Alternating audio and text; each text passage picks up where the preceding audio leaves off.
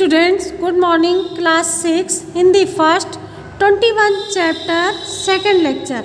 बेटा, जब राव साहब पेशवा कहते हैं कि ये तो बहुत अनर्थ हो गया, कई दिनों से हमारी सेना भागते भागते थक गई, तब तात्या टोपे कहते हैं कि अब भाग नहीं सकते, हम उनसे लड़ेंगे, क्योंकि मैंने तो यही सीखा है कि किसी भी हालत में खड़े खड़े शत्रु के हाथों में आत्मसमर्पण नहीं करना है। यदि भाग्य में यही लिखा है कि शहीद होना है तो यही सही। तब राव साहब कहते हैं कि शत्रु की सेना के पास 4 तोपें हैं और सेना के पास और भी शस्त्र मालूम होते हैं। तात्या टोपे कहते हैं, पर क्या, चलो और शत्रु को पर टूट पड़ो। तो राव साहब कहते हैं कि ठहरिए, देखिए, सामने शत्रु सेना ठहर गई, उसमें से एक व्यक्ति है जो निहत्था है और हमारी तरफ आ रहा है। तो वो कुछ लगता है कि संदेश लेकर आ रहा।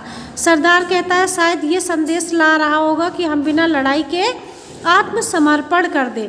तो तात्या टोपे कहते हैं कि ऐसा कभी नहीं हो सकता, मैं तो कहता हूँ कि आगे बढ़कर लड़ाई आरंभ कर दी जाए। तो राव साहब पेशवा कहते हैं कि नहीं सेनापति जी, ठहरिए, दूत अवध्य होता है। तब वो कहता है, दूत सुनो, किस लिए आए हो और किस लिए आ रहे हो, कि हमें लड़ाई से रोकना चाहते हो? तो दूत कहता है, हम आपको लड़ाई से रोकने तो आए हैं, लेकिन आप जैसा समझते हैं वैसा बिल्कुल नहीं है।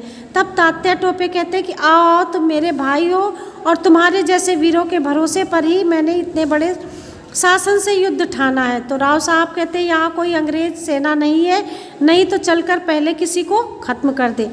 तो दूत कहता, नहीं, यहाँ कोई पर जल्दी ही एक बड़ी सेना आ जाएगी। तात्या टोपे कहते हैं कि हमें अपनी शक्ति नष्ट नहीं करना चाहिए।